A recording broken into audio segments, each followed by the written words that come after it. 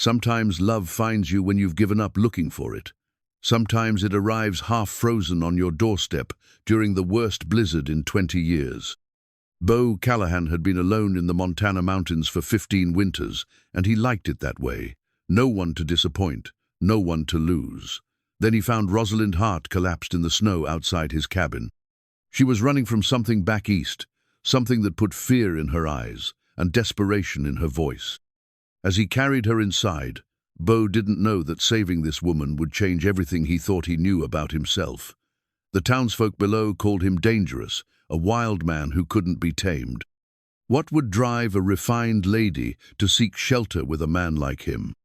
Before we jump back in, tell us where you're tuning in from, and if this story touches you, make sure you're subscribed, because tomorrow I've saved something extra special for you. The storm that brought Rosalind Hart to Beau Callahan's door had been brewing for 3 days, and he'd felt it in his bones long before the first flakes fell. That was the way of things when you'd lived alone in the Montana Territory for 15 years. You learned to read the signs that civilized folks missed. The ache in his left shoulder, where a grizzly had taken a swipe at him 6 winters back, the way his old hound dog Rex started pacing and whining, the peculiar stillness that settled over the pines before nature unleashed her fury. Beau had made his preparations with the methodical care of a man who'd survived more storms than he cared to count. Split wood stacked to the cabin's eaves, enough dried meat and beans to last a month, oil for the lamps, and ammunition cleaned and counted. He'd learned long ago that the mountains showed no mercy to the unprepared, and while he'd made his peace with dying alone up here someday, he wasn't fool enough to hasten that day through carelessness. The cabin itself stood testament to his years of solitary craftsmanship: thick, hewn logs chinked tight against the wind, a stone fireplace that drew clean and threw heat into every corner, windows positioned to catch the morning sun and watch the valley approaches. It wasn't much by the standards of the world he'd left behind, but it was his, built with his own hands from timber he'd felled himself. In the long evenings, when the work was done and the fire settled to glowing coals, he sometimes took out his worn leather journal and wrote about his days. Not poetry or sentiment, mind you, but practical observations about weather patterns, animal migrations, which herbs grew where and when. Most folks who knew him in passing, the traders who bought his pelts each spring, the occasional lost traveler he guided back to the main trail, figured him for an illiterate mountain man, all instinct and no learning. They saw the beard that covered half his face, the clothes that spoke of function over fashion, the way he used silence like other men used words. They didn't know that before he'd fled to these heights, he'd been Jacob Beauregard Callahan, college-educated son of a Virginia gentleman, a man who'd once worn fine suits and courted proper ladies in drawing rooms that smelled of rosewater and old money. But that life felt like someone else's story now, faded as the daguerreotype of his family that he kept wrapped in oilcloth at the bottom of his old army trunk. Up here, he was simply Beau, a man measured by his ability to read the weather, track game, and survive another winter. He traded with the Blackfoot when they passed through in summer, speaking their language better than most white men bothered to learn. He knew every game trail within a day's ride, every creek that ran clear year-round, every cave that offered shelter when the storms turned deadly. The morning he found her, he'd been checking his traplines before the worst of the weather hit. Rex had been acting strange all week, refusing to range far from the cabin, whining at shadows that Beau couldn't see. Dogs sensed things that men missed, and Rex had been his companion for 8 years now, ever since he'd found the pup half-starved beside its dead mother. If Rex was nervous, Beau paid attention. The snow had started sometime after midnight, fat flakes that promised a long, hard storm. By dawn, it was coming down so thick he could barely see from the cabin to the woodshed. He'd pulled on his heaviest coat, wrapped a wool scarf around his face, and ventured out to check the closest traps before visibility dropped to nothing. Rex stayed close, occasionally whimpering at the wind. That's when he saw the dark shape against his door. At first, he thought it might be a wounded animal seeking shelter, maybe a deer driven down from the high country by the storm. But as he got closer, fighting through snow that was already knee-deep, his heart nearly stopped. It was a woman, dressed in traveling clothes that had no business in these mountains, collapsed against his cabin door, like she'd used the last of her strength just to reach it. She was unconscious when he knelt beside her, her lips blue with cold, her breathing so shallow he had to put his ear close to her mouth to be sure she was still alive. Ice crystals clung to her dark hair, and her hands, good Lord, her hands were like ice beneath thin leather gloves that offered about as much protection as tissue paper. How long had she been out there? How had she even found his cabin in this storm? He didn't waste time with questions. Scooping her up in his arms, he was struck by how light she felt, how fragile. Her head lolled against his shoulder, and he could see that despite the cold and exhaustion, she was a beautiful woman.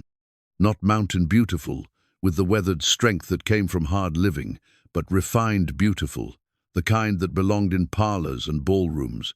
What in God's name was she doing up here? Inside the cabin, he laid her on his bed and got to work with the efficiency of a man who'd seen his share of frostbite cases. Her boots came off first, expensive leather things that were soaked through and already freezing solid. Her feet were pale but not blackened. She'd be keeping all her toes if he had his way about it. Her traveling dress was wet through, and propriety be damned, he had to get her out of those clothes before hypothermia claimed her. He averted his eyes as much as practical decency allowed, wrapping her in his warmest blankets and building up the fire until the cabin felt like a furnace. Then he heated water and began the slow process of warming her hands and feet, careful not to go too fast and cause more damage. She moaned softly as sensation returned, a sound that tugged at something in his chest he'd thought he'd buried long ago. For 3 days, she drifted in and out of consciousness while the storm raged outside. He fed her sips of warm broth when she was lucid enough to swallow, checked her hands and feet for signs of permanent damage, and changed the blankets when fever made her sweat. In her delirium, she mumbled words he couldn't quite catch, sometimes calling out names that made her voice sharp with fear. Marcus was one. Father was another. And once, in a voice so broken it made his chest tight, she whispered, "Please don't," over and over, until he found himself stroking her hair and murmuring reassurances like she was a frightened child. When the fever finally broke on the 4th morning, she opened her eyes and looked directly at him with the clearest green gaze he'd ever seen. For a long moment, neither of them spoke. She took in the rough cabin walls, the bearskin rug beneath the bed, the smell of pine and wood smoke that permeated everything, and then her eyes came back to his face. "You saved my life," she said, her voice hoarse but unmistakably cultured, with the soft vowels of Eastern refinement. "Storm would have killed you if I hadn't," he replied, suddenly conscious of his own rough appearance, the way his voice sounded harsh after days of mostly silence. She tried to sit up and winced, one hand going to her head. "How long have I been here?" 4 days. Storm's moving on, but there's still plenty of snow out there."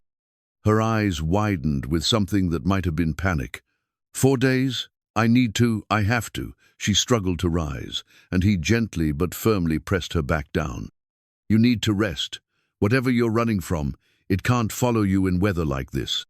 The look she gave him then was so full of gratitude and relief that it nearly undid him.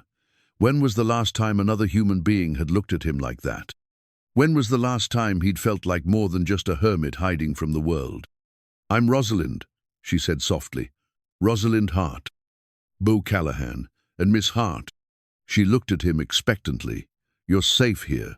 Whatever brought you up this mountain in the middle of winter, whatever you're afraid of, it can't reach you here." Something in her expression crumbled then, and he saw tears she was trying not to shed. "Thank you, Mr. Callahan. Don't know how I'll ever repay such kindness." He stood and moved to the stove, uncomfortable with the emotion in her voice, with the way her gratitude made him feel necessary for the first time in years. "Rest," he said gruffly. "We'll talk when you're stronger." But as he busied himself with preparing food, he could feel her watching him, and he found himself moving more carefully, aware of how his hands looked as he sliced bread, how his voice sounded when he spoke. She was changing things already, just by being here, just by making him see himself through someone else's eyes. Outside, the wind was finally dying down, but inside the cabin, something else was just beginning to stir. By the end of her first week at the cabin, Rosalind had regained enough strength to insist on helping with daily tasks, though Beau could see the effort cost her more than she let on. She moved with the careful precision of someone still recovering, but there was a determined set to her shoulders that spoke of inner steel beneath the refined exterior. She'd fashioned a makeshift apron from one of his old shirts and taken over the cooking, claiming it was the least she could do to repay his hospitality. "You don't owe me anything," he'd told her that first morning she'd attempted to make breakfast, watching her struggle with the unfamiliar weight of the cast-iron skillet. "Perhaps not," she'd replied, concentrating on not burning the cornbread, "but I've never been comfortable accepting charity without offering something in return." Charity. The word stung more than it should have. Was that how she saw his care? As obligation rather than what? What had he expected? He pushed the thought away and went to check his traps, leaving her to navigate the mysteries of his kitchen. The morning she announced her intention to leave, a cold snap had settled over the mountains, the kind that made the air sharp enough to cut. Beau was splitting wood behind the cabin when she approached, wrapped in his spare coat that hung nearly to her ankles. "The weather's clearing," she said without preamble. "I should be moving on." His axe stuck in the log with a solid thunk. "Moving on where?" "West. California, perhaps. Somewhere I can start fresh." He studied her face, noting the determined lift of her chin that didn't quite hide the uncertainty in her eyes. "You planning to walk there?" "I'll find a way. I always do." "Through 2 feet of snow, in those fancy boots that nearly cost you your toes?" He pulled the axe free and split another log with more force than necessary. "That's fool talk." Her spine stiffened. "I'm not a fool, Mr. Callahan. I may not be suited for this life, but I'm not helpless." "Didn't say you were helpless. Said leaving now would be foolish." He set down the axe and faced her fully. "Whatever you're running from followed you this far into the mountains. It's not going to give up easy. But it can't track you through snow this deep, and it sure as hell can't survive up here without knowing the country like I do." Something flickered across her face. Fear, or perhaps hope. "You think I'm in that much danger?" "I think a woman doesn't climb this high into nowhere unless something's chasing her that's worse than dying alone on a mountainside." The words hung between them in the crystalline air. Rosalind pulled his coat tighter around herself, and for a moment she looked so lost that his chest ached with the urge to comfort her. Instead, he picked up his axe and went back to splitting wood. "The storm took out the main trail," he said, not looking at her. "Won't be passable for weeks, maybe not till spring melt. You're stuck here whether you like it or not." When he glanced up, he expected to see frustration or despair. Instead, her expression held something that looked almost like relief. That afternoon, he went to gather her things from where he'd stowed them to dry, intending to move them to the small storage room where she could have more privacy. Her traveling bag had been soaked through when he'd brought her in, and he'd emptied it to prevent her belongings from mildewing.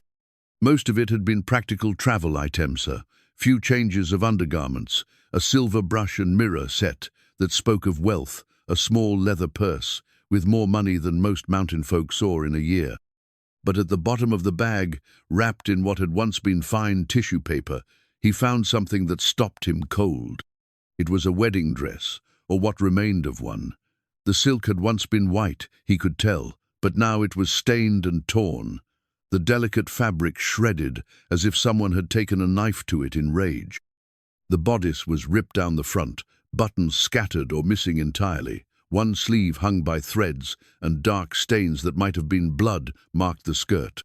He stared at the ruined dress for a long moment, his mind putting together pieces he'd been too careful to look for, the fear in her fevered mumbling, the way she flinched when he moved too quickly, the panic that had filled her eyes when she'd first awakened and realized how much time had passed. Oh God! He turned to find Rosalind in the doorway, her face white as the snow outside. She was staring at the dress in his hands with an expression of such anguish that he felt like he'd been kicked by a mule.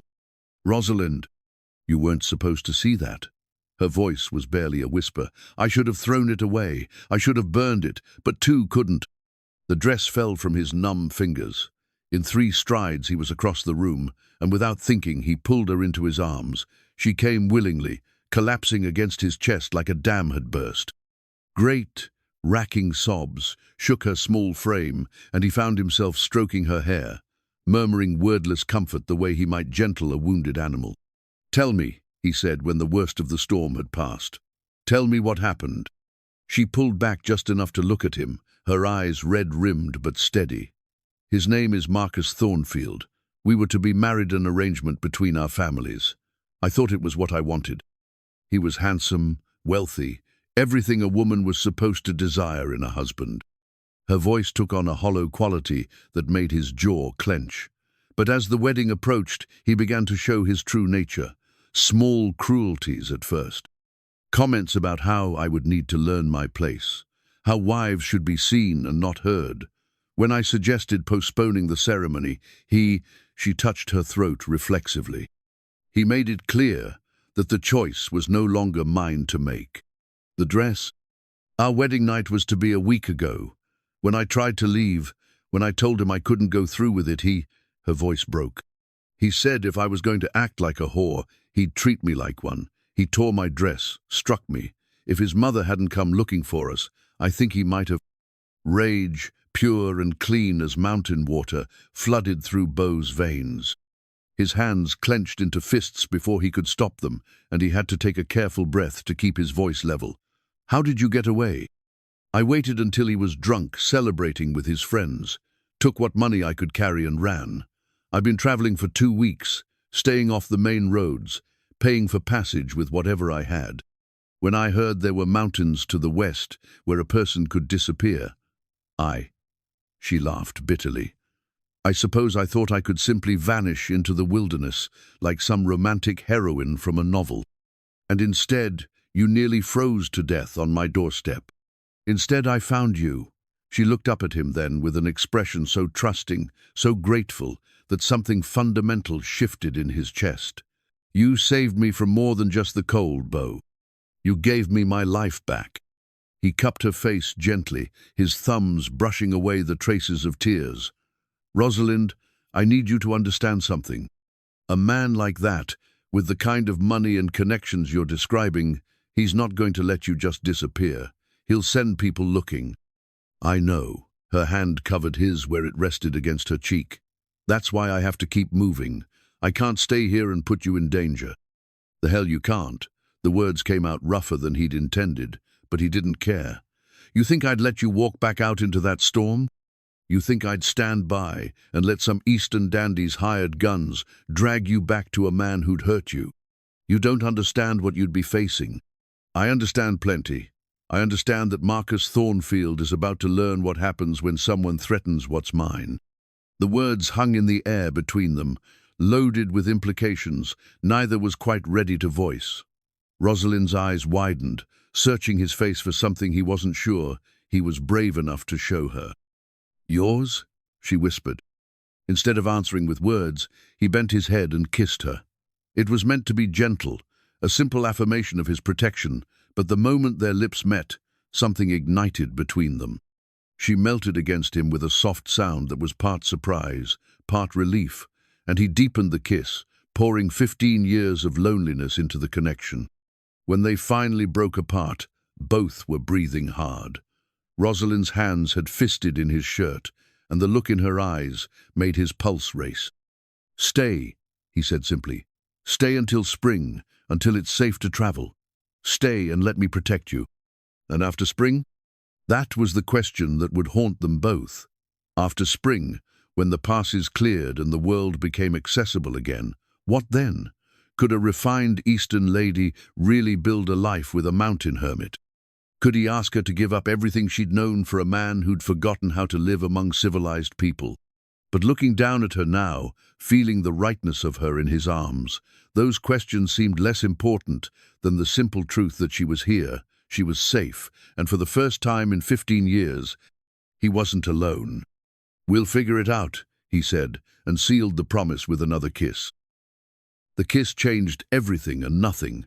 Over the following days, they moved around each other with a new awareness, careful not to brush hands when passing the salt, hyper-conscious of the small space they shared. But necessity bred familiarity, and gradually the awkwardness gave way to something warmer, more natural.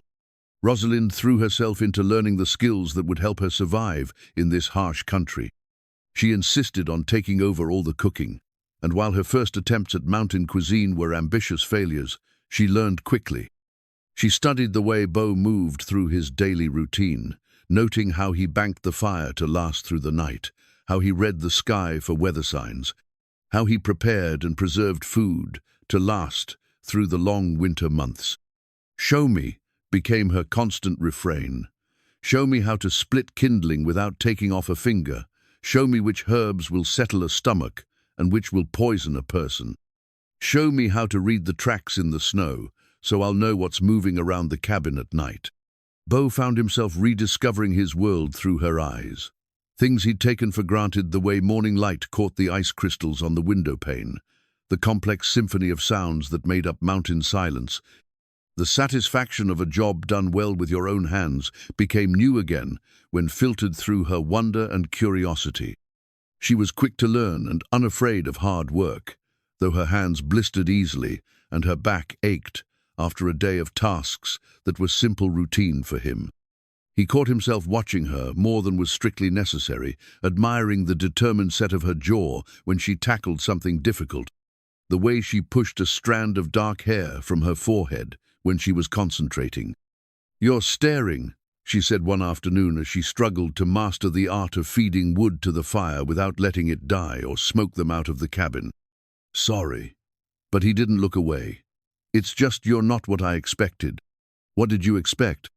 He considered this, studying the play of firelight across her face. Someone who'd break easy, I suppose. Someone who'd spend all day weeping for her old life. She fed another piece of wood to the flames, and this time it caught properly. "Would you think less of me if I admitted I do weep for it? Late at night, when you're asleep and I think about everything I've lost." The honesty of it hit him square in the chest. "No," he said quietly. "I'd think you were human." They worked in comfortable silence after that, until she said, "What about you? Do you ever weep for your old life?" It was a fair question, considering what he'd asked of her. "I did, at first. Took me near 2 years to stop looking down the mountain every day, expecting to see someone riding up to fetch me home. But they never came.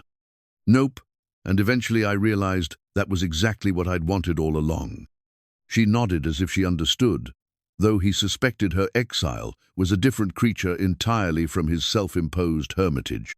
That evening, as she prepared their simple supper, he found himself studying her hands as she worked. They were healing from the frostbite, the skin pink and new, but he could see they'd been soft once, unused to rough work. Now they moved with growing confidence as she sliced the salt pork and stirred the beans. "Rosalind?" "I made something for you." She looked up, curious, as he retrieved a small bundle from his workbench. He'd been carving it in the evenings while she slept, working by firelight to shape the piece of maple he'd been saving for something special. Now, as he unwrapped it and held it out to her, he felt suddenly foolish. It was a comb, carved from pale wood and polished until it glowed like satin. The handle was decorated with a simple pattern of leaves and vines, and the teeth were evenly spaced and smooth as silk. It had taken him 3 evenings to get it right, and even then he'd worried it was too rough, too simple for a woman who'd once owned silver brushes and crystal perfume bottles. Rosalind took it with hands that trembled slightly, turning it over to examine every detail. "Oh, Beau, it's beautiful. It's just a comb, nothing fancy."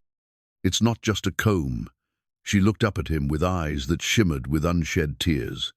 "It's the most thoughtful gift anyone has ever given me." Before he could protest that it was nothing, she was in his arms, holding him with a fierceness that spoke of gratitude deeper than words. Her face was pressed against his chest, and he could feel the dampness of her tears through his shirt. "Hey," he said softly, stroking her hair. "What's all this about?" "Marcus gave me jewelry," she said, her voice muffled. expensive things chosen to show off his wealth, not because they meant anything to him or to me. But this, she pulled back to look at the comb again. You made this with your own hands, thinking of me. You saw that I needed something to manage my hair, and you spent time and care to craft something beautiful just for me. She was right, though he hadn't thought of it in quite those terms. He had noticed how she struggled with her long hair, trying to braid it with her fingers or tie it back with strips of fabric. The comb had been a practical solution, but as he'd shaped it, he'd found himself adding flourishes, wanting it to be worthy of her. "Try it," he said, suddenly eager to see if it worked the way he'd intended. She moved to the small mirror mounted near the wash basin and began working the comb through her hair. It glided smoothly, untangling the dark waves without pulling or catching. Within minutes, she'd managed to arrange her hair in a simple but elegant style that made her look more like the refined lady she'd been, yet somehow suited to this rustic place they shared. "It's perfect," she said, meeting his eyes in the mirror. "Thank you." That night, as they sat by the fire sharing the evening meal she'd prepared, Beau felt something settle into place in his chest. This was what he'd been missing all these years, not just companionship, but partnership. Someone to share the daily rhythms of life. Someone who noticed and appreciated the small gestures that made existence more than mere survival. "Beau?" Rosalind's voice was thoughtful as she set down her cup of coffee. "Yes? When I was a child, I used to imagine what it would be like to live simply, to wake up each morning with only the day's necessary tasks ahead of me, no social obligations or expectations, beyond taking care of my home and the person I loved." She looked around the cabin, taking in the rough-hewn walls, the simple furniture, the utilitarian beauty of a life pared down to essentials. "I thought it was just a child's fantasy. And now I think maybe it was a glimpse of what I was really meant for." She met his eyes across the small table.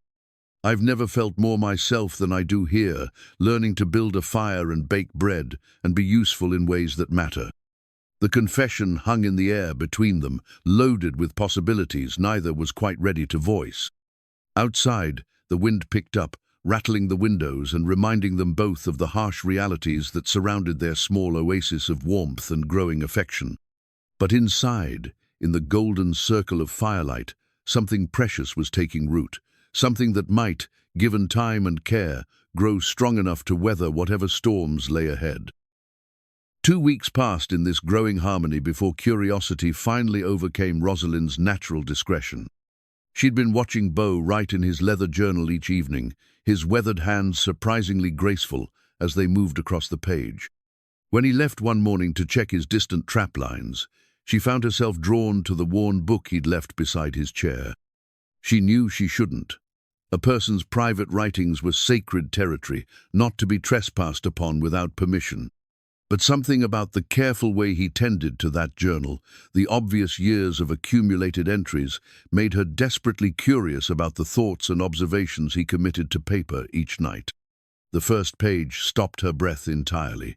Written in a clear, educated hand was not the crude record-keeping she'd expected, but elegant prose that would have been at home in any Eastern drawing room.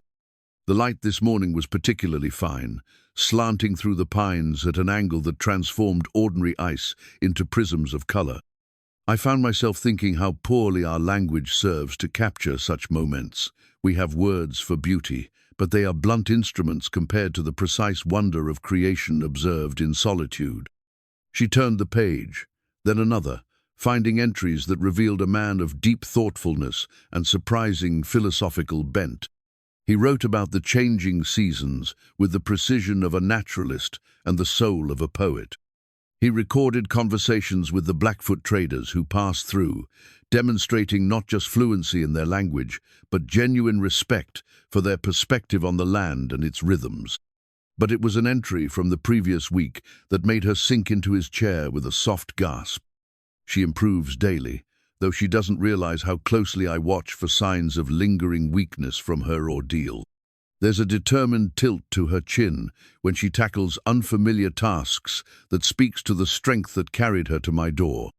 I find myself wondering what she thinks of this crude life, whether the refinement that clings to her like expensive perfume rebels against the simplicity of our days. Strange how quickly one becomes accustomed to sharing space with another soul. The cabin feels different now, more alive somehow, as if her presence has awakened corners that had been sleeping for years. Find anything interesting? She spun around to find Beau standing in the doorway, arms crossed, but his expression was more amused than angry. Heat flooded her cheeks as she realized she'd been caught red-handed in her trespass. "I'm sorry. I know I shouldn't have. I was just curious about—" She gestured helplessly at the journal. "You write beautifully. Surprised you did it?" He moved to the stove and poured himself coffee, seemingly unbothered by her discovery. Most folks figure a mountain hermit can barely scratch out his own name. "That's exactly what I thought," she admitted, closing the journal and setting it carefully on the table. "I assumed you were just recording practical things, weather, game sightings, supply needs. I do that too, but up here, with nothing but your own thoughts for company most of the time, you either learn to find meaning in small things or you go mad from the emptiness." She studied his face, seeing him with new eyes. "You weren't always a mountain man." It wasn't a question, and he didn't treat it as one. "No, I was Jacob Beauregard Callahan once upon a time, son of a Virginia planter, educated at William and Mary, expected to take over the family holdings and marry well and produce the next generation of proper Southern gentlemen." "What happened?" He was quiet for so long she thought he wouldn't answer. Then he reached into his pocket and withdrew a small, tarnished objector daguerreotype in a cracked silver frame. He handed it to her without a word. The photograph showed a younger Beau, clean-shaven and formally dressed, standing behind a beautiful woman seated in an ornate chair. She was holding a baby, perhaps 6 months old, and beside her stood a boy of maybe 3 years. All of them were smiling, and the love between them was palpable, even in the formal constraints of the photograph. "My wife, Catherine," Beau said quietly. "My sons, Thomas and baby James." Rosalind looked up from the photograph with dawning understanding and sympathy. The fever, cholera, swept through Richmond in the summer of 1858. Catherine and the baby died within days of each other. Thomas lasted another week.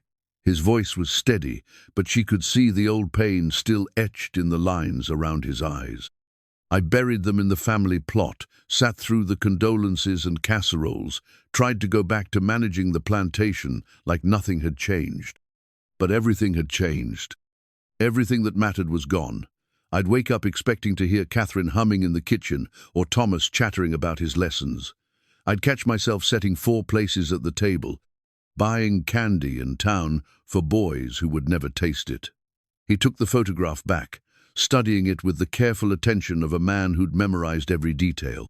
"After about 6 months of that, I realized I was either going to drink myself to death or put a bullet in my brain. So I sold everything, bought supplies, and headed west. And you've been alone ever since." 15 years come spring, and it was good, mostly.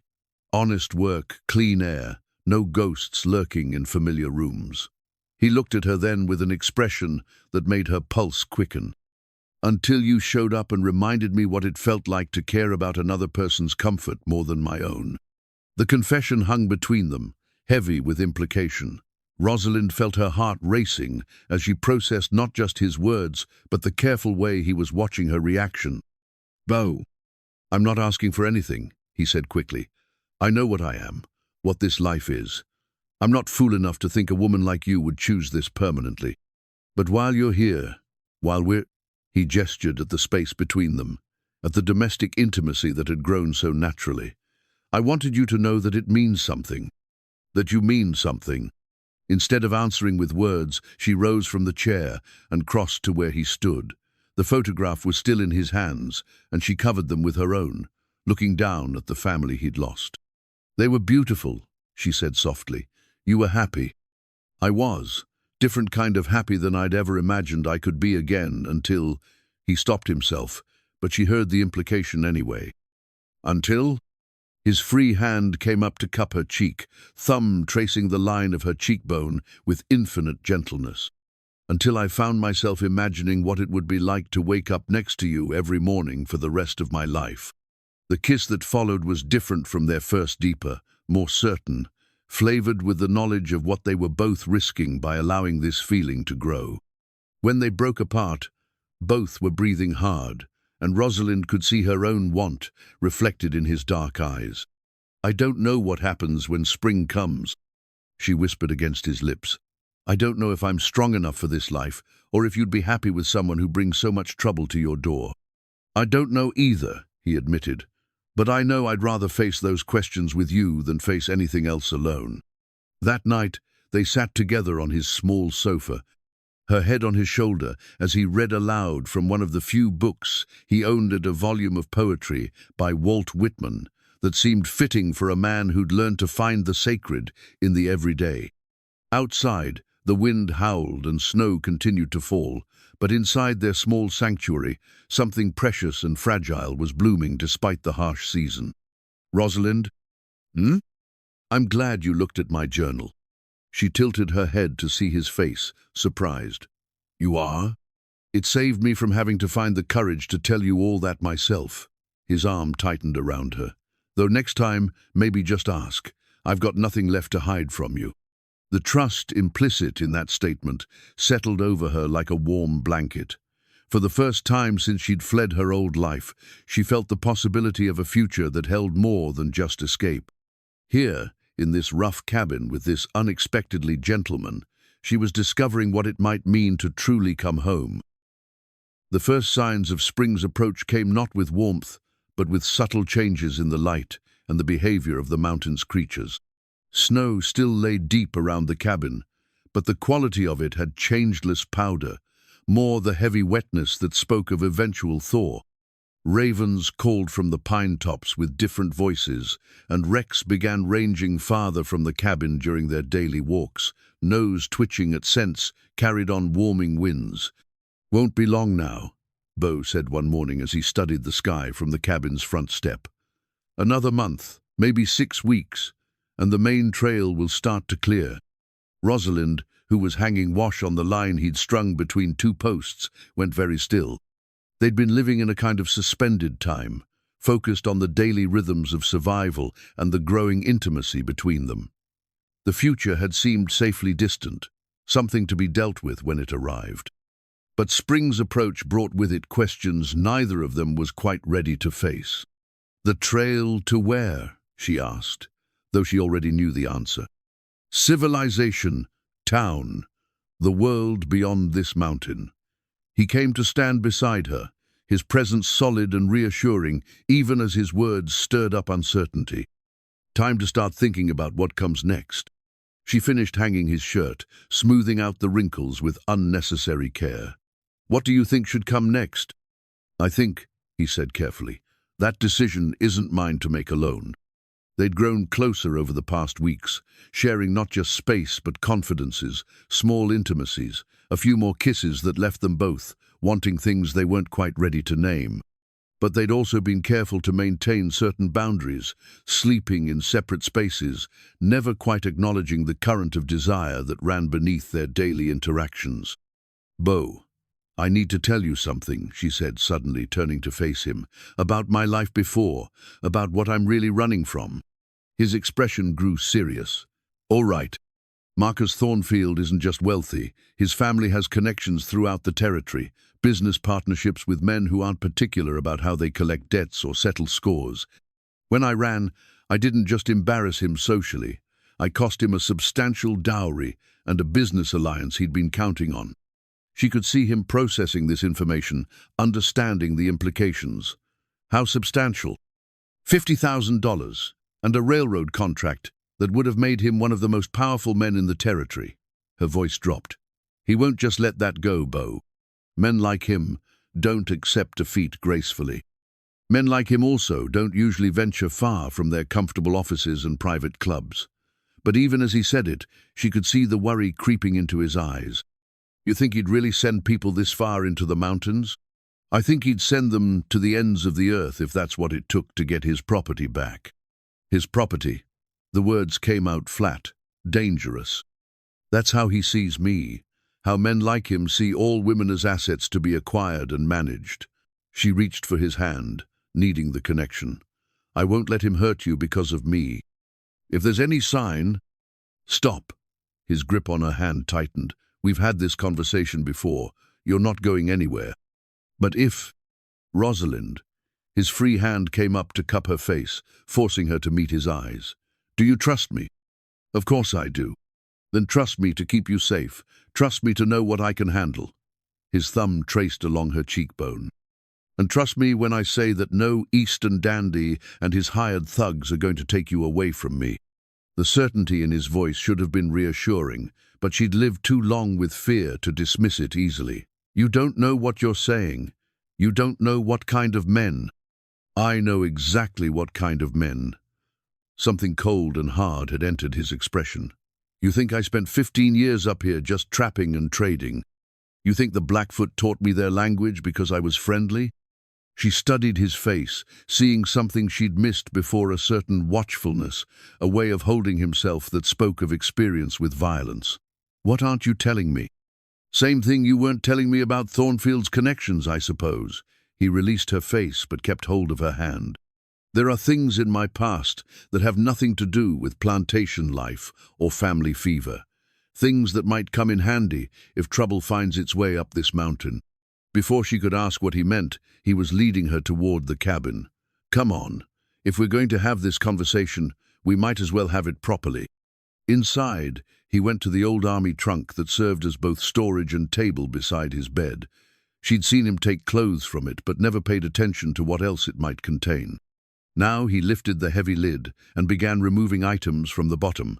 A gun belt with a well-worn holster, a rifle she'd never seen before, and a small wooden box that clinked softly when he moved it. My father's rifle, he said, indicating the weapon she'd seen him carry. This one's mine. The rifle he lifted from the trunk was different from his father's hunting weapon sleeker, more modern, with modifications that spoke of serious use. The gun belt held a revolver that showed similar signs of careful maintenance and regular handling. Beau?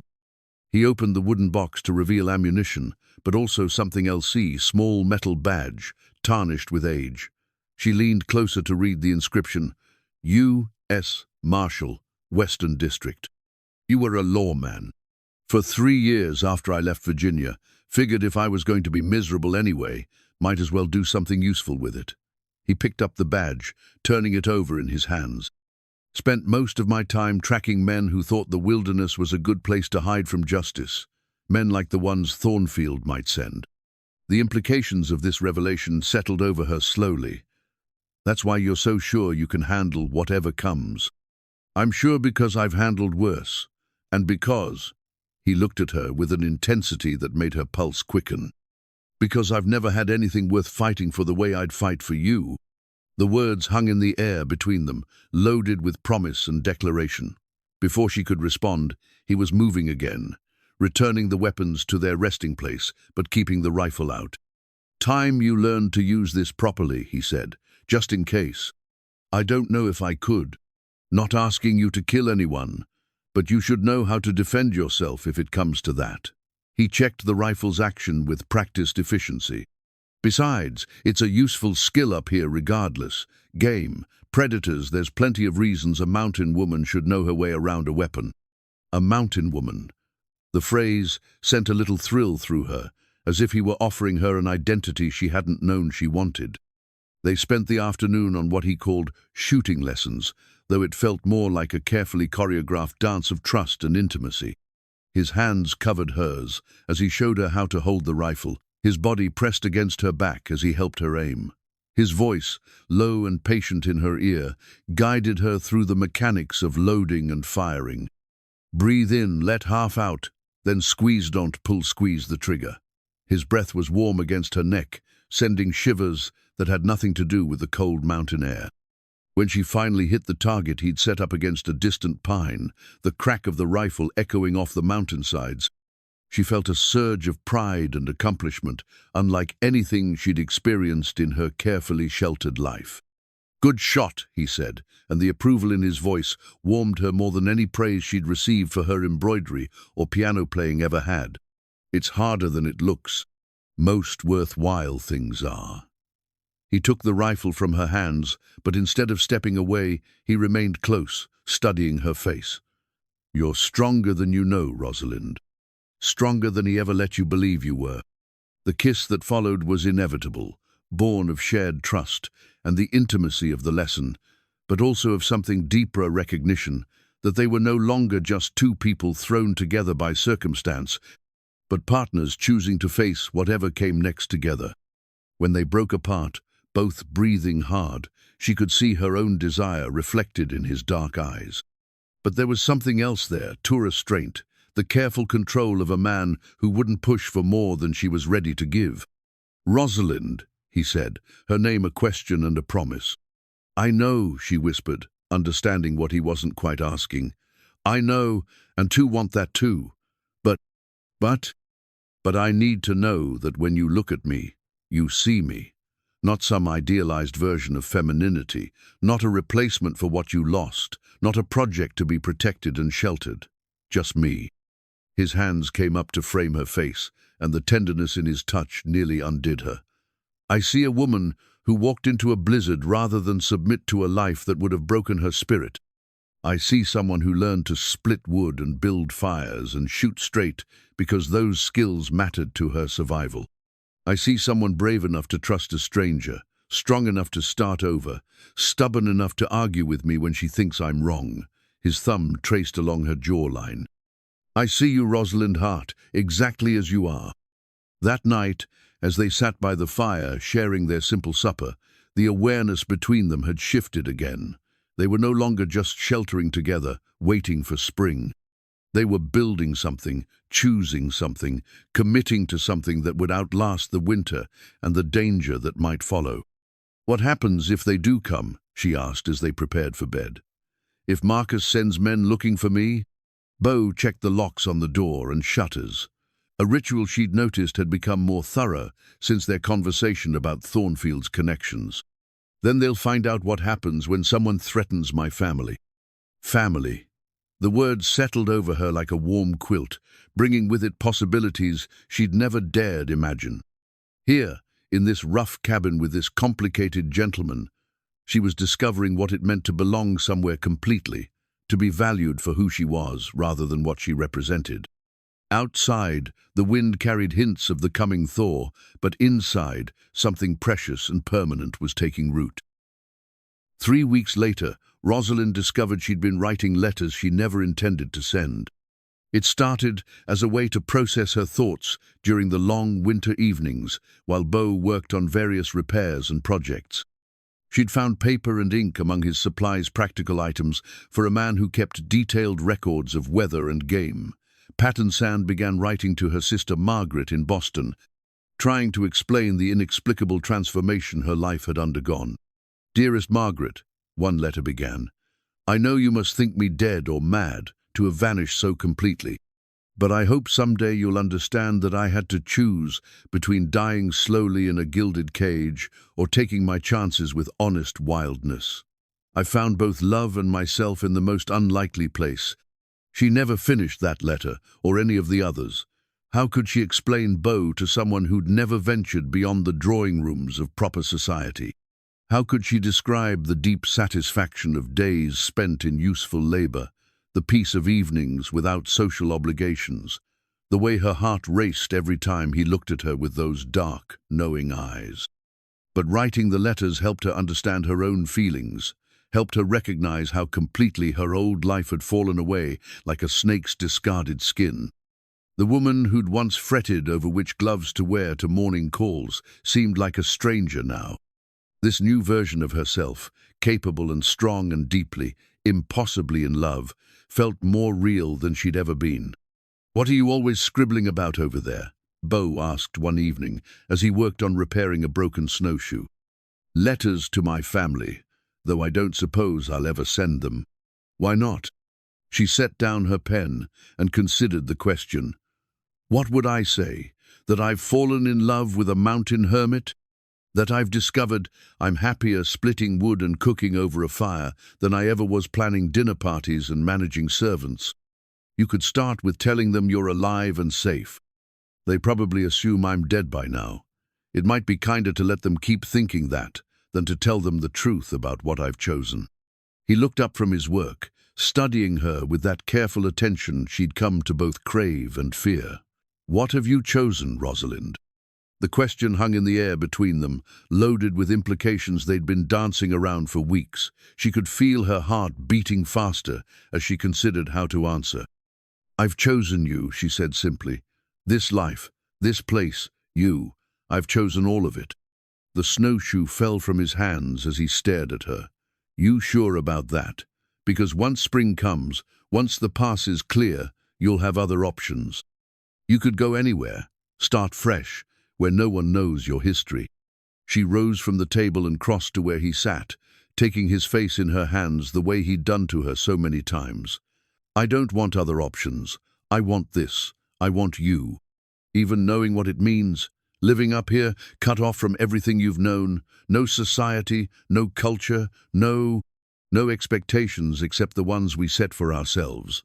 No pretense, no performance, no measuring my worth by how well I ornament someone else's life. She stroked her thumbs along his cheekbones.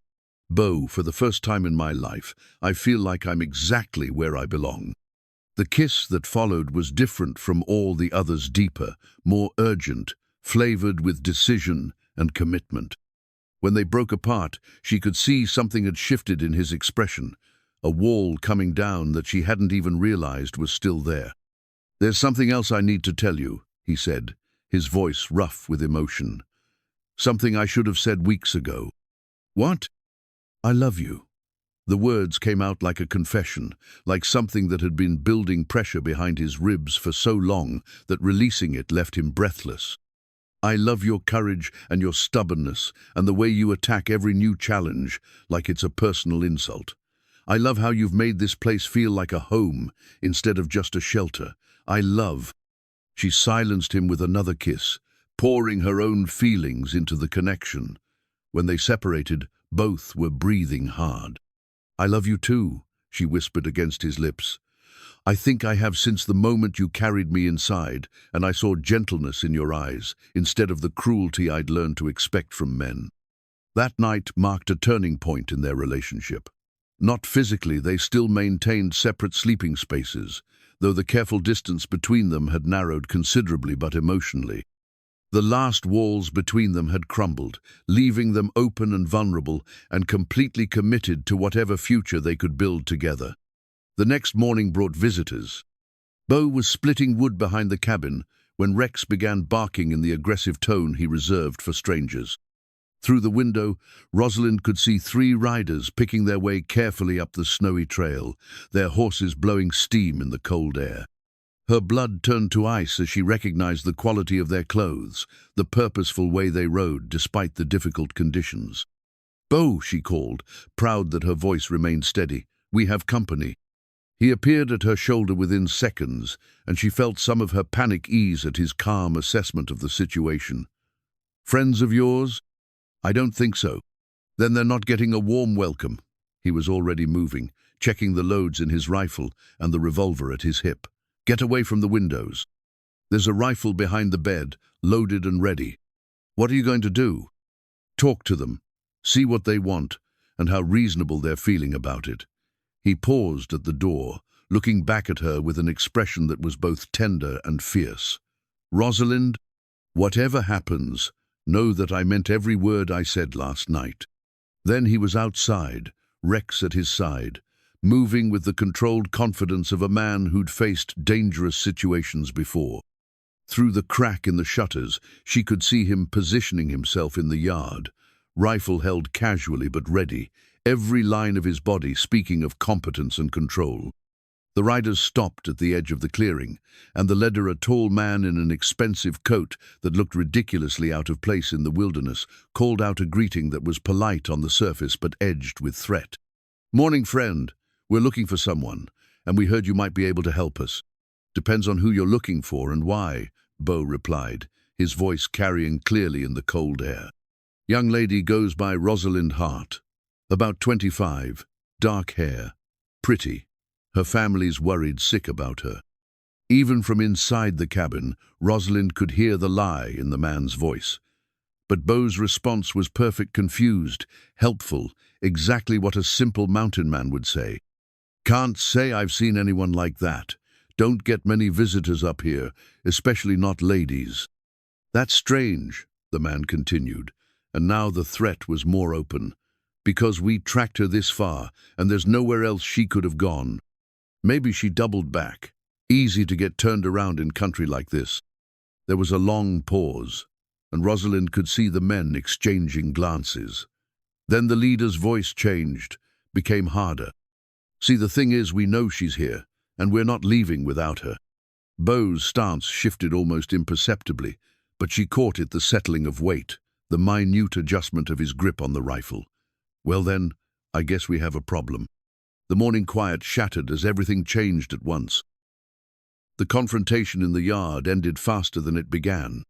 3 shots rang out in rapid succession, 2 from the riders, 1 from Beau, and when the gun smoke cleared, 1 man lay motionless in the snow, while the other 2 spurred their horses back down the mountain, abandoning their fallen companion without a backward glance.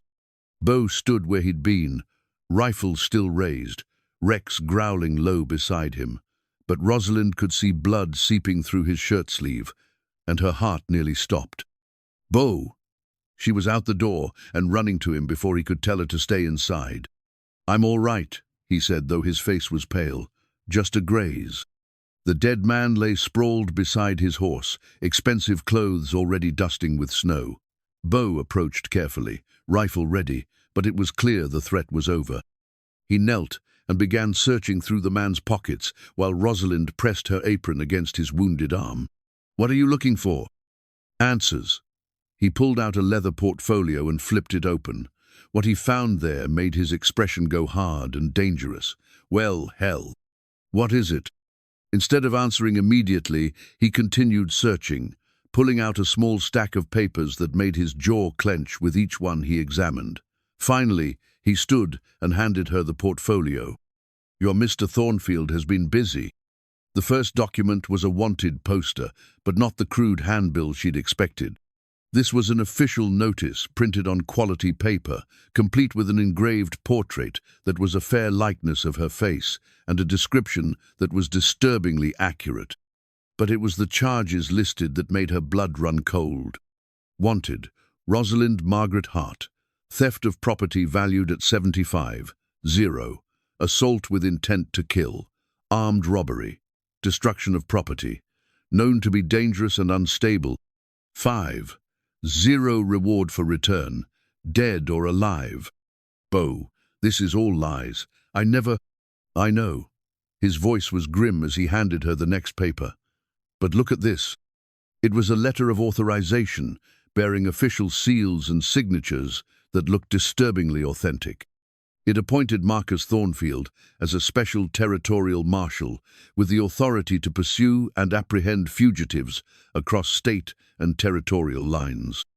The document granted him the power to deputize agents and use whatever force necessary to bring criminals to justice. He bought himself a badge, Beau said flatly, made himself a lawman so he could hunt you legally. The third document made her knees weak. It was a detailed report on Beau himself, complete with his real name, his history as a federal marshal, and even a rough sketch of his cabin's location. Someone had been asking questions, lots of them, and they'd gotten answers that should have been impossible to find. How did they know all this? Money talks, and Thornfield's got plenty of it. Beau was already moving, gathering up the papers and shoving them into his coat. We need to get inside. Those 2 that ran aren't going to give up, they're going back for reinforcements. Inside the cabin, he moved with purpose, pulling out his old marshal's gear and checking weapons with professional efficiency. The wounded arm didn't seem to slow him down, though she could see pain tightening the corners of his eyes. Let me tend that, she said, reaching for his injured arm. Later. Right now we need to figure out how much time we have before they come back with an army. He spread the papers on the table, studying them like a general planning, a campaign. This changes everything, Rosalind.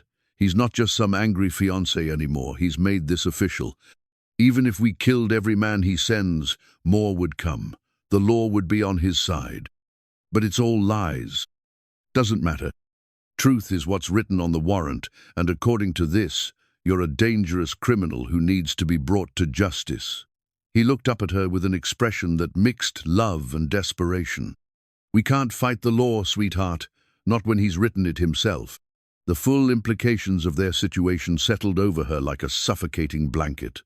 What are you saying? I'm saying running isn't enough anymore. Hiding isn't enough. As long as Thornfield's alive and has those connections, you'll never be safe anywhere in the territories. She sank into a chair, the weight of hopelessness pressing down on her shoulders. Then what do we do? Beau was quiet for a long moment, staring at the papers as if they might yield some solution she couldn't see. When he finally spoke, his voice was carefully controlled. We disappear. What do you mean? I mean we stage your death. Make it look like you died up here in the mountain's avalanche, maybe, or a fall. Something that would leave no body to find but enough evidence to convince them you're gone for good. The idea was so audacious it took her breath away. That could work? It's worked before. I've helped other people start over with new identities when their old lives became too dangerous to keep. He met her eyes, and she could see the pain this decision cost him. But it would mean leaving here, forever. We could never come back, never contact anyone from our old lives. We'd have to become completely different people. Where would we go? California, maybe. Or up to Oregon territory. Somewhere far enough away that no one would think to look, where we could homestead under new names and build a life from scratch. The sacrifice this would require wasn't lost on her.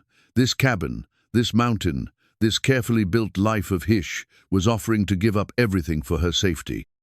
Beau, I can't ask you to. You're not asking. I'm choosing. He moved to kneel beside her chair, taking her hands in his.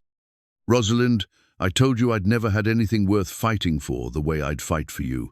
But I'd rather run to the ends of the earth with you than fight a war I can't win and lose you anyway. What about your life here? 15 years you've built this place. 15 years I spent surviving, not living. You've shown me the difference. His grip on her hands tightened. This cabin, this mountain, none of it means anything without you in it. Outside, Rex began barking again, the sharp warning bark that meant more strangers approaching.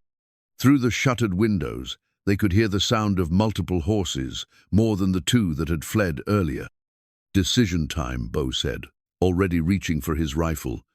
Do we make our stand here, or do we start running and never stop?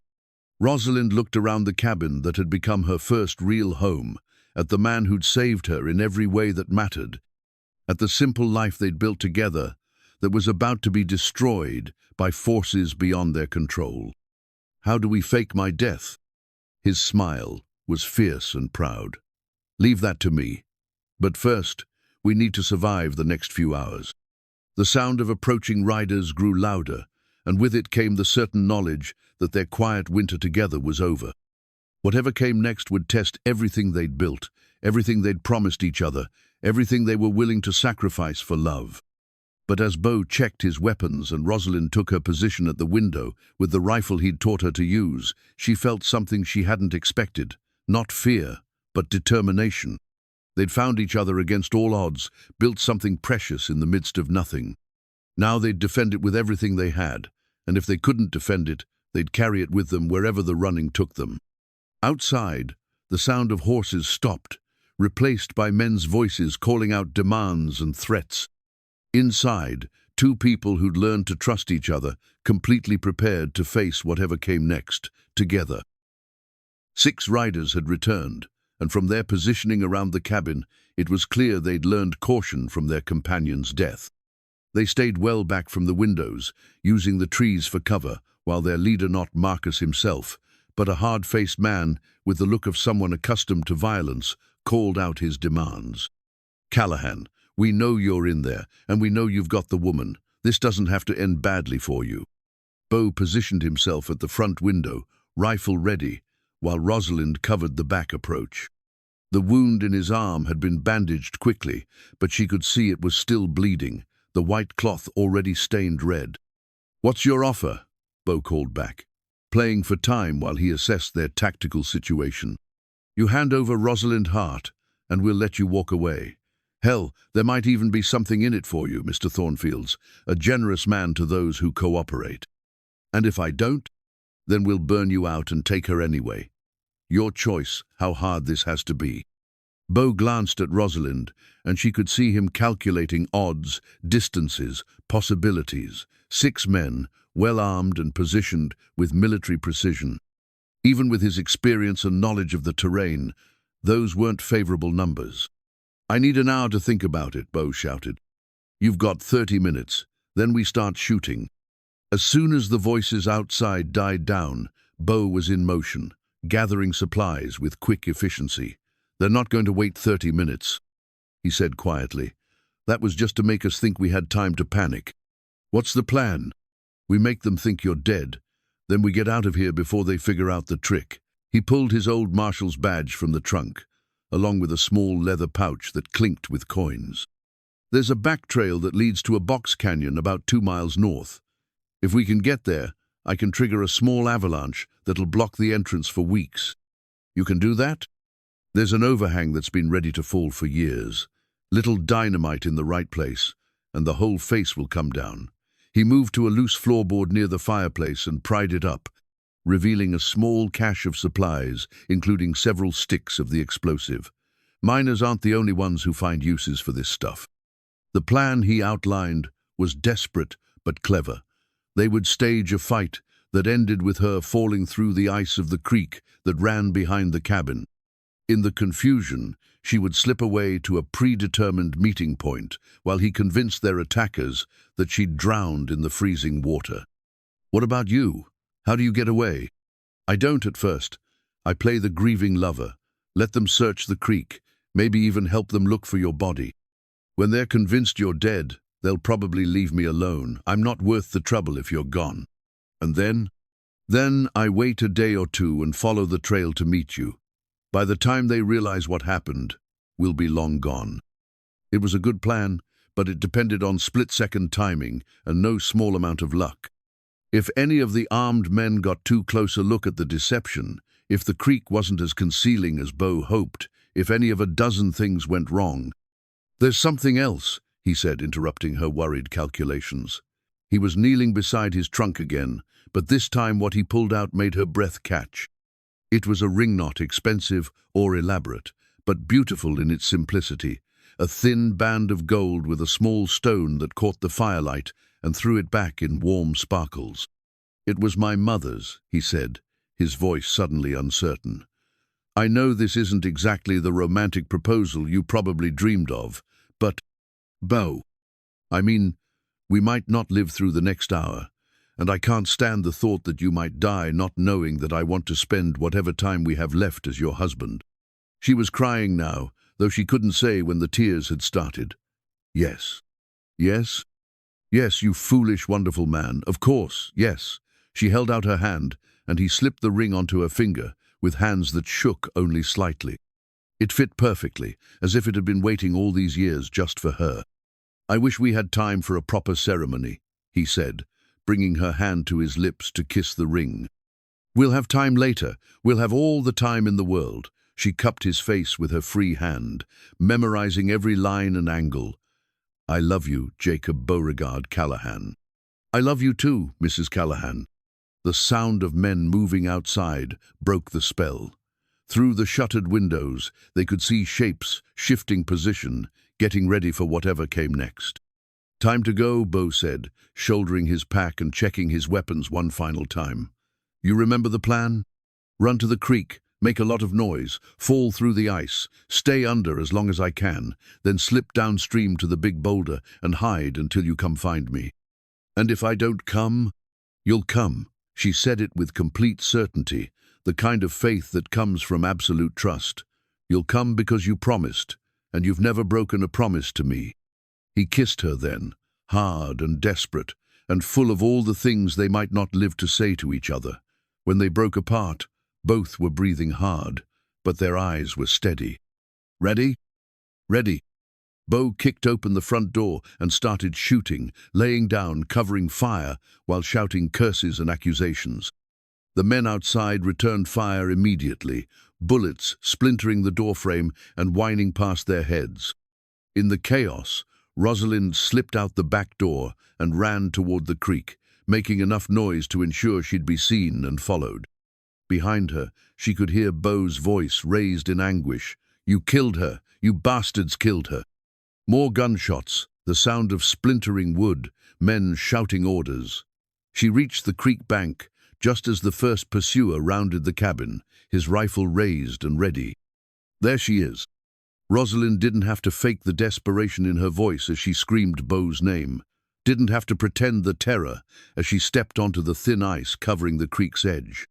The ice cracked ominously under her weight, spider webbing outward from where she stood. "Don't shoot her, you fool. Thornfield wants her alive."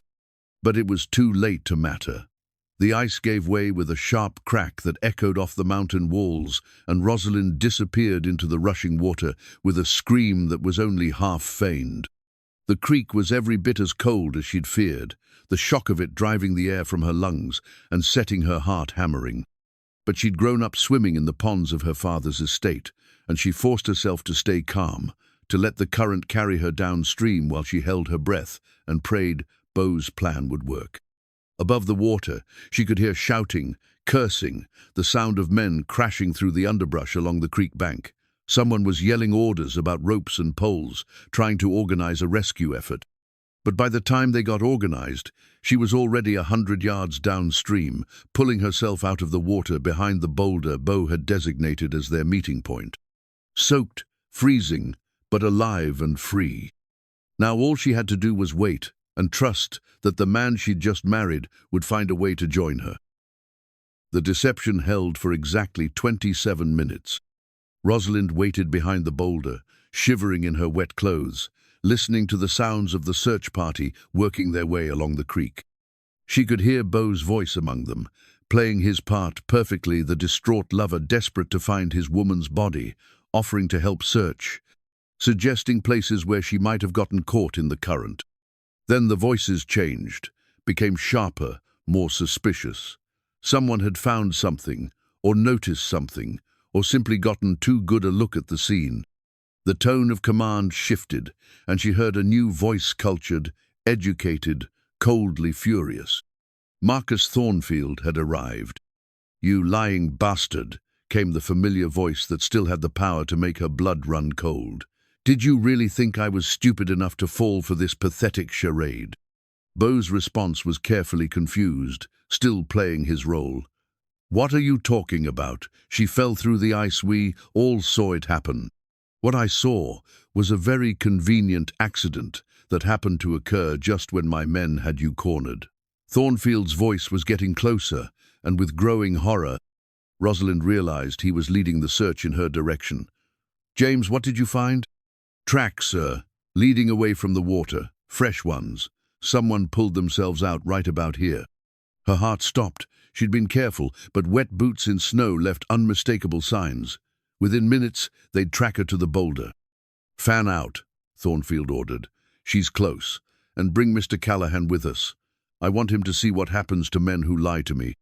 Rosalind pressed herself against the cold stone, mind racing through limited options. She could run, but they'd track her easily in the snow. She could try to circle back toward the cabin, but that would just trap her in the same dead end Beau had been trying to get her out of. She could... A hand clamped over her mouth from behind, and she nearly screamed before she recognized the familiar calloused palm, the particular scent of wood smoke and pine that meant safety. "Shh," Beau breathed in her ear. "It's me." He'd somehow slipped away from the search party and made it to her hiding place. But she could see from his grim expression that their situation had gone from desperate to hopeless. "How many?" she whispered. 8 now. Thornfield brought more men. His arm was around her, and she could feel the tension in his body, the coiled readiness of a man preparing for violence. "He's not buying the drowning story. What do we do?" Before he could answer, Marcus Thornfield's voice cut through the mountain air like a blade. "Rosalind, darling, I know you're out there. Why don't you save everyone a lot of trouble and come out? We can discuss this like civilized people." The false endearment, the mock reasonable tone, it all came flooding back. The suffocating weight of his control, the way he'd made every conversation feel like a trap. But she wasn't the same frightened woman who'd fled his house in the middle of the night. That woman would have considered surrendering, would have weighed the costs of resistance against the certainty of his retaliation. This woman, Beau's woman, the mountain woman she'd become, had learned a different kind of math. "Go to hell, Marcus," she called back, and had the satisfaction of hearing startled cursing from multiple directions. "Such language, my dear. The mountains have been a terrible influence on you." His voice was moving again, getting closer. "Mr. Callahan, I hope you understand that your little performance has cost you any consideration I might have shown. When I find you, and I will find you, you're going to wish you'd taken my generous offer." Beau's grip on his rifle tightened, and she could see him calculating angles, distances, the tactical nightmare of being outnumbered 4-1 in terrain that offered limited cover. "Listen to me," he said quietly, his lips against her ear. "There's a game trail that leads up to the ridge, starts about 50 yards north of here. If you can get to it without being seen, I'm not leaving you." "Rosalind." "No." She turned in his arms to face him fully, and the determination in her eyes stopped his protest. "We do this together or not at all. I won't spend the rest of my life wondering if you died because I was too much of a coward to stand with you. It's not about courage.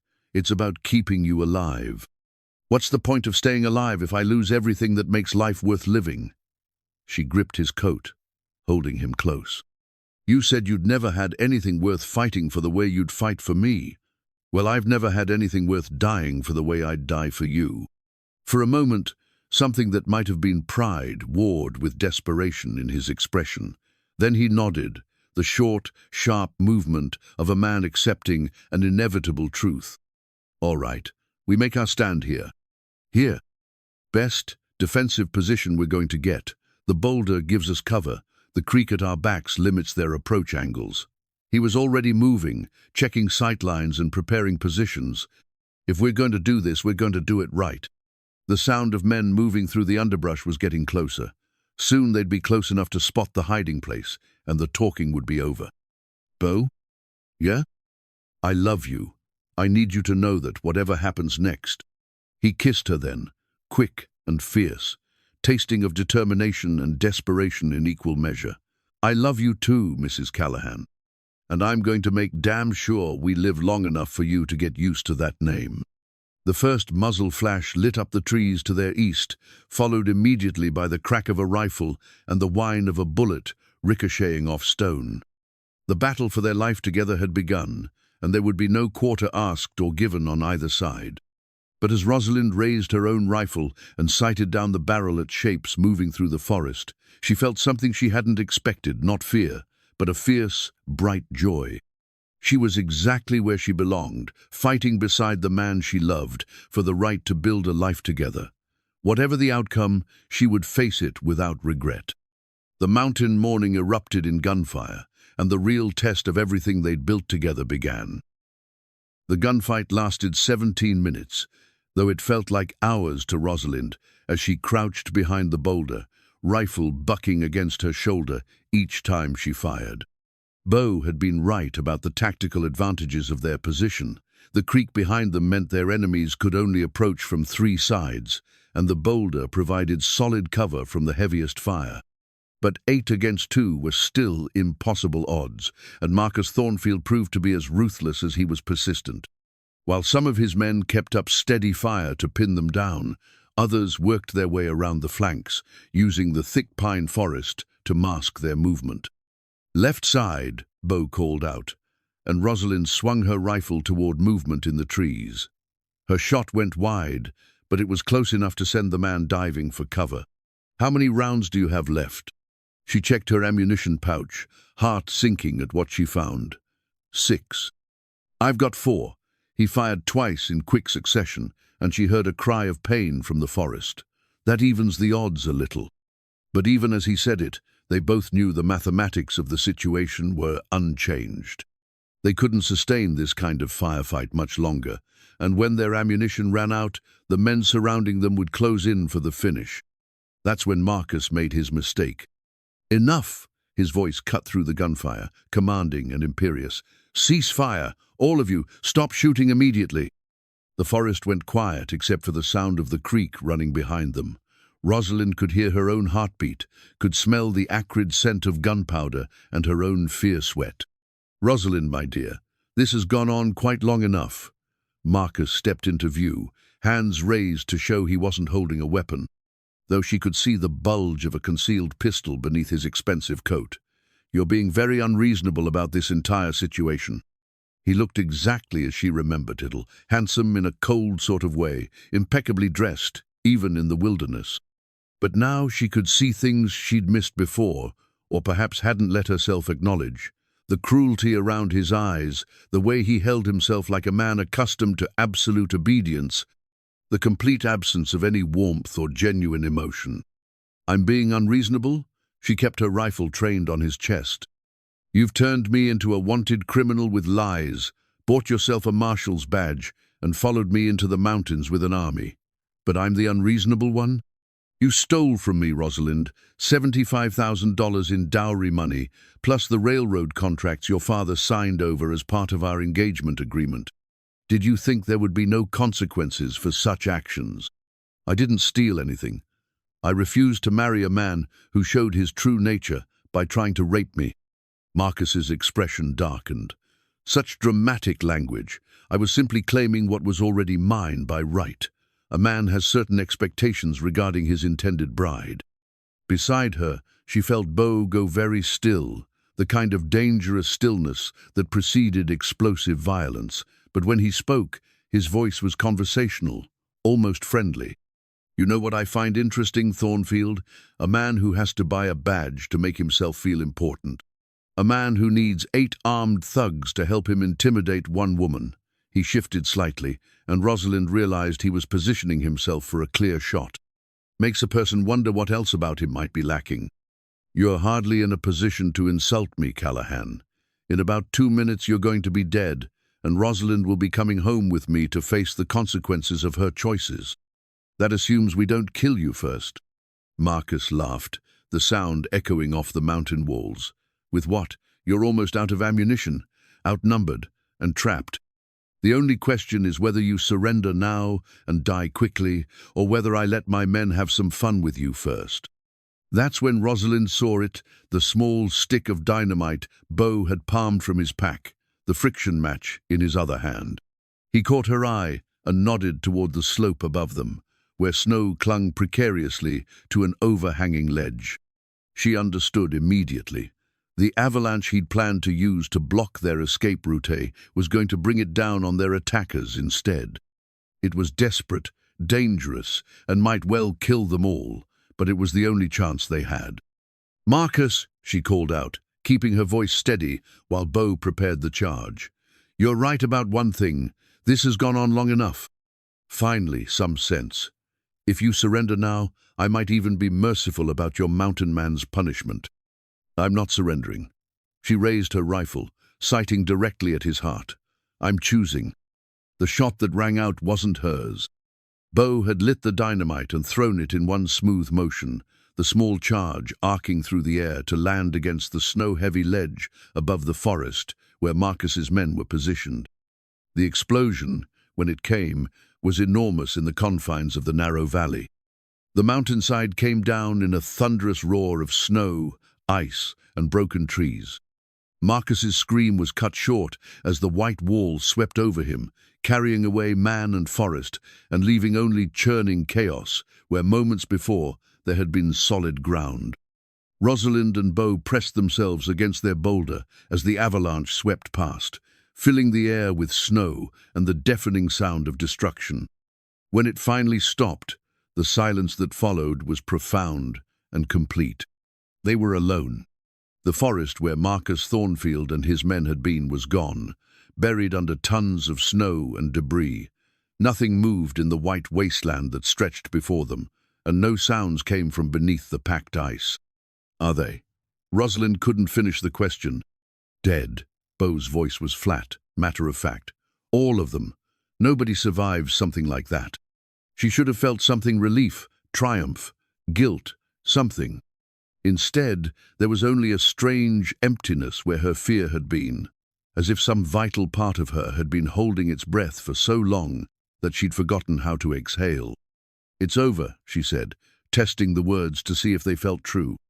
"It's over." He pulled her against him, and she could feel the tremor in his hands, the delayed reaction to how close they'd come to dying.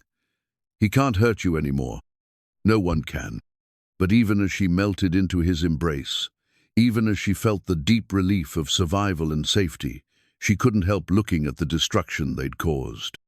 Somewhere under all that snow lay the remains of the life she'd fled, the man who'd tried to own her, the threat that had driven them to this desperate place. The cabin they'd shared, the peaceful winter they'd built together, the gentle courtship that had bloomed into love, all of it was gone now, buried as surely as Marcus Thornfield was buried under the avalanche. They were alive, they were together, they were free. But they were also homeless, with nothing but the clothes on their backs and a long, dangerous journey ahead of them to whatever new life they could build from the ashes of the old. Standing in the aftermath of violence, holding each other in the shadow of destruction, they both understood that this was truly the end of one story and the beginning of another. Whatever came next would have to be built from scratch, but they would build it together. 6 months later, the woman who had once been Rosalind Hart stood on the front porch of a half-built cabin, watching her husband guide their team of oxen through the furrows of their first wheat field. The Oregon Territory stretched around them in all directions, rolling hills covered in the green of early summer, a sky so vast and blue it took her breath away, even after all these weeks of waking up to it.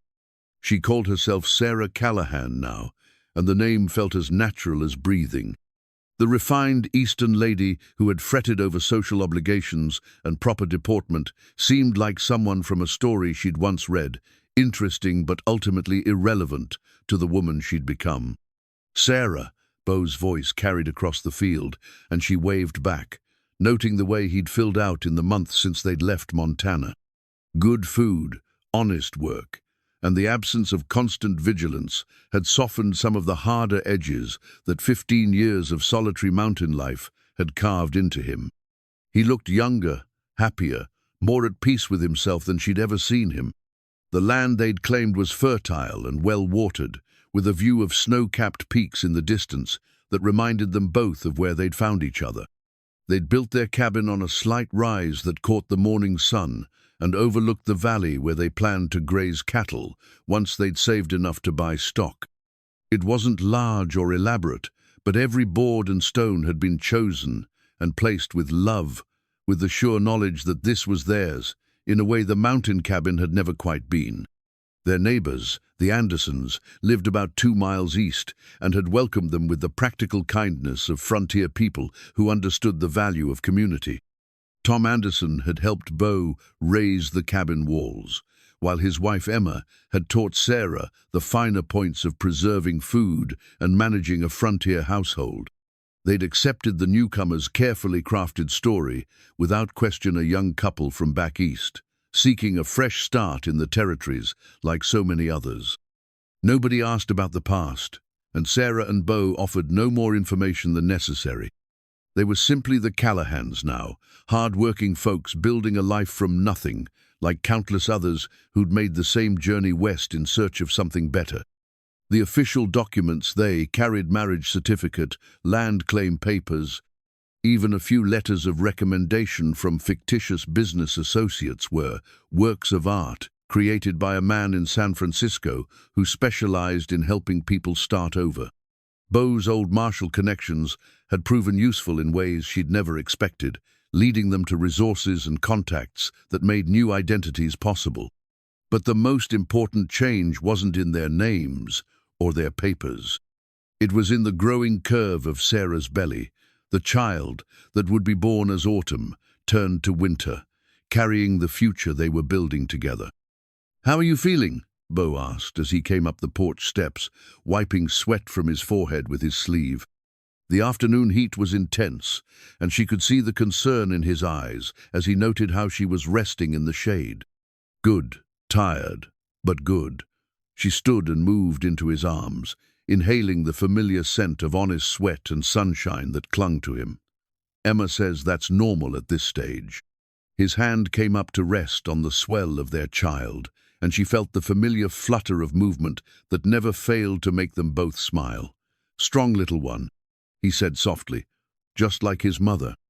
"Or her mother." "Or her mother," he agreed, kissing the top of her head. "Have you been thinking about names?" They'd had this conversation before, but it had taken on new urgency as her time grew closer. Names were important. They were the first gift you gave a child, the foundation of identity that would last a lifetime. "If it's a boy, I'd like to name him Thomas, after your son." Beau went very still, and for a moment she worried she'd overstepped some invisible boundary. They'd talked about his first family, but carefully, respectfully, acknowledging the past without letting it overshadow their present. "You'd do that?" "I'd be honored to do that. He was part of you. Part of the man who saved me and loved me and gave me this life. I want our children to know about the people who came before them, the love that helped shape their father." When he looked at her, his eyes were bright with unshed tears. "And if it's a girl?" "I was thinking Catherine Sarah, after your wife and my new name, a bridge between who we were and who we've become." This time he did cry, just a few tears that he wiped away quickly, but his smile was radiant as he pulled her close as her expanding belly would allow. "I love you, Sarah Callahan." "I love you too, Beau Callahan." That evening, as they sat on their porch watching the sun set over the valley that would be their children's playground, Sarah found herself thinking about the long journey that had brought them here. The terror and pain of her old life seemed like something that had happened to someone else, faded to the distant significance of a cautionary tale. Even the violence that had ended it, Marcus Thornfield and his men buried under the Montana avalanche, felt like justice served by forces larger than human revenge. The newspapers they occasionally saw in town had carried the story, eventually. Eastern businessman and several associates lost in mountain accident while pursuing investment opportunities in mining. No mention of wanted fugitives or family disputes. Just another tragic reminder of the dangers faced by those who ventured into the unforgiving wilderness. She'd felt nothing when she read those accounts, no satisfaction, no guilt, no sense of closure. Marcus Thornfield belonged to her past, and she'd left her past buried under the snow, along with everything else that had tried to claim her. "No regrets?" Beau asked, as if he'd been following the same train of thought. "None," and she meant it completely. "You?" "Just one." She looked at him in surprise. "What?" "I wish I'd found you sooner, wish we'd had more time. We have all the time in the world now." "We do, don't we?" He squeezed her hand, the wedding ring he'd placed there catching the last light of day. "Sometimes I wake up and can't quite believe it's real. That we made it, that we're here, that we get to build something lasting together. It's real." She brought his hand to her belly, where their child stirred restlessly in the warmth of the evening. "This is real. We're real." As full darkness settled over their valley, Sarah Callahan sat beside her husband and felt the deep satisfaction of a life chosen rather than assigned, built rather than inherited, defended rather than accepted. The woman who'd once fled into a blizzard to escape a gilded cage was gone, replaced by someone stronger. Someone who'd found her home, not in a place, but in the man beside her and the family they were creating together. Tomorrow would bring more work. There was always more work on a frontier homestead, but tonight there was only peace and love and the certain knowledge that they'd found what they'd been searching for all along. Not just safety or escape, but belonging. Not just survival, but a life worth living. In the distance, coyotes called to each other across the darkening hills, wild and free and utterly alive. Sarah smiled and settled more comfortably against her husband's shoulder, one hand on her growing child, the other clasped firmly in his. They were exactly where they belonged.